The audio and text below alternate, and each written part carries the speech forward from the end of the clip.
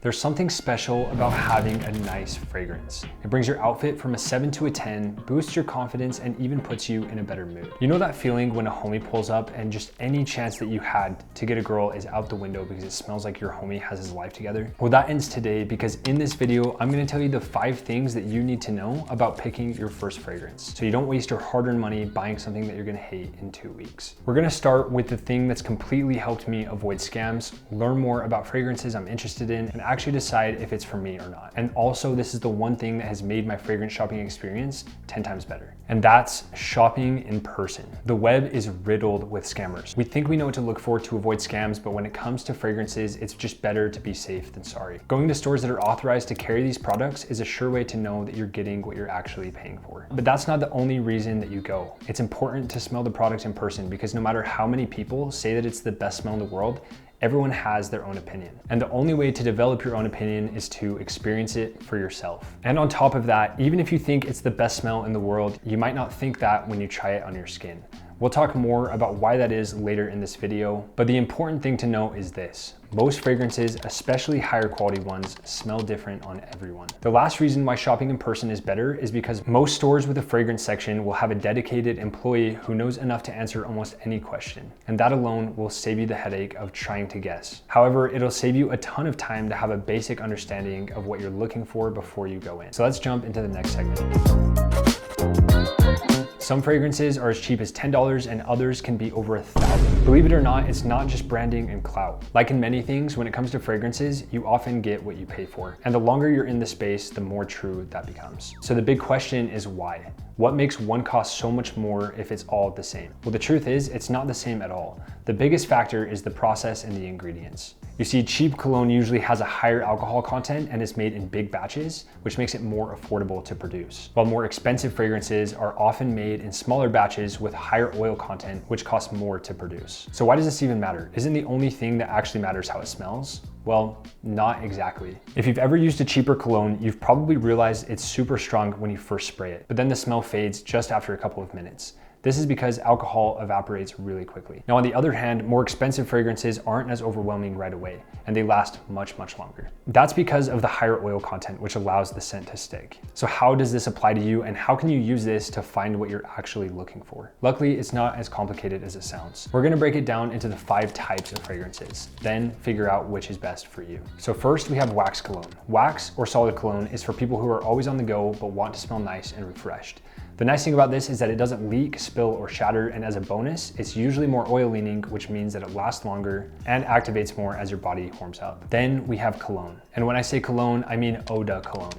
It's not just a general word for men's fragrance. This has the lowest concentration of oil and the highest concentration of alcohol. It's usually lighter, cheaper, and it doesn't last as long. Following that, we have eau de toilette, which is pronounced eau de toilette. This is one of the more popular types. EDTs are lighter and more affordable, but many legendary fragrances are EDTs, so don't think about it as low quality. Then we have my personal favorite, EDP or Eau de Parfum. This is a good middle ground. It's crowd pleasing, smells rich, and lasts as long as you need it to. And finally, we have Parfum. This is generally the crown jewel of fragrances, the highest oil concentration and usually lasts the longest. It tends to smell darker and heavier, which can be a little bit intimidating at first, but as your sense of smell develops, you'll appreciate these more and more. Earlier, I mentioned that you might like the smell of something in the bottle, but when you try it on your skin, it smells different. That's because of the amount of oil in the blend and how it reacts to your skin chemistry. So in short, cologne means high alcohol content, lasts the least amount of time, and smells similar on everyone, when parfum is high oil, lasts the longest, and smells unique on everyone. And the cool thing is, even if your homie buys the same scent, you're both gonna smell different. Now, the question is, can you still buy a nice fragrance that lasts without having to spend $1,000? If you're watching this video, it probably means that you value self-care, and part of caring for yourself is being budget conscious. So let's take a look at my top picks according to your budget that I would not only recommend, but also wear myself. We'll be looking at 4 different budgets with 3 good picks in each. So jumping into the budgets and recommendations, starting at $70 to $100, we have Aqua di Gio, which is an EDT and voted #1 for over 20 years at just $99. After that, we have Valentina Born in Roma, which is also an EDT. It's a solid starter, crowd pleaser, and comes in at $110. Then we have Tiffany in Love for Him, which is also an EDT at $112. And this is my personal favorite in this category. Now jumping into the $120 to $170 range, we have Gentleman Society at $127. This is gonna be a little bit more of a seductive fragrance, so if you're into that, it's a great way to go. Then we have Prada Milano, which is $135. It's clean and reliable. Then we have YSLY at $136, which is my personal wedding scent, so obviously it's one that I recommend. Now jumping into the budget of $170 to $255, we have Replica at the bottom of the budget at $170. Replica is amazing because it recreates memories and good vibes. It's very, very nostalgic. Then we have Tom Ford Ombre Leather at $240.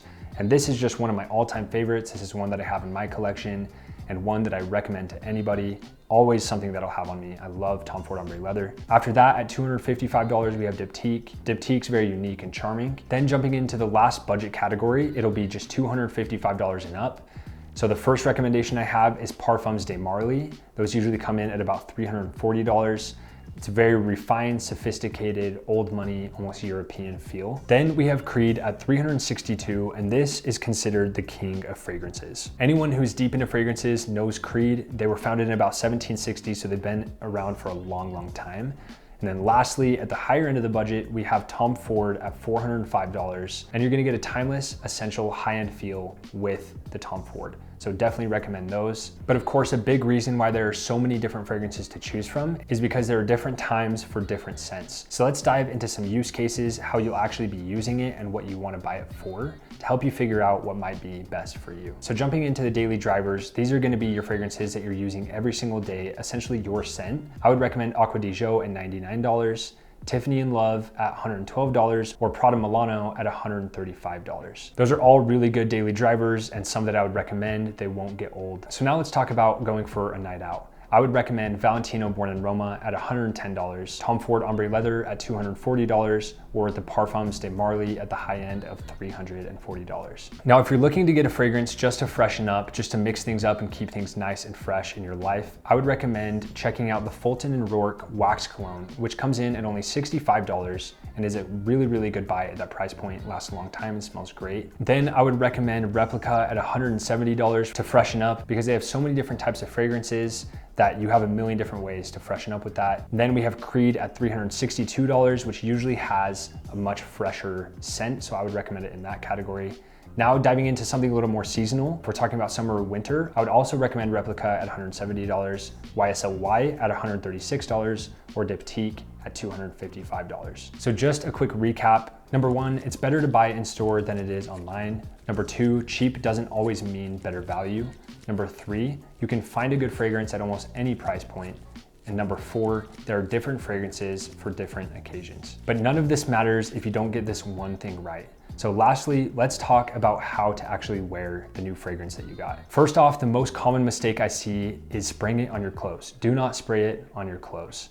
Higher quality fragrances are made for your skin and they smell best when working with your pheromones. Spraying your clothes gives them that musty smell, so just don't do it. Instead, spray once or twice on pulse points. This is gonna be your wrists, your neck, or maybe your chest. And if you're using an EDT, which is the lighter fragrance, you might need 1 or 2 extra sprays, but never overdo it. Then don't rub your wrists together after spraying like this or like this, because that crushes the molecules and ruins the scent. Now, a bonus tip is always store your fragrances at room temperature. Proper care can make your fragrances last for decades. So don't be shy about buying a bigger bottle if it's something that you think you'll always want around. If you're not ready to buy right away, go to the store and tell the employee that you're interested in smelling a few and taking a sample or 2 home. Tell them if you like it, you'll come back and buy it, and most of the time they'll respect that and not hover. They'll let you enjoy and ask them questions without the pressure of buying. Now, on the other hand, if you are ready to buy, go in with the mindset that you'll only purchase the fragrance if it speaks to you. It's much better to wait and find something that's right for you than to rush and regret it. Something that I've found is that forced purchases are never satisfying, so just don't do it. If you want to check out the fragrances in my collection, I just posted a video yesterday called My 5 Fragrances plus 1 that I can't live without. So go check out that video from yesterday, subscribe, and I will see you guys tomorrow.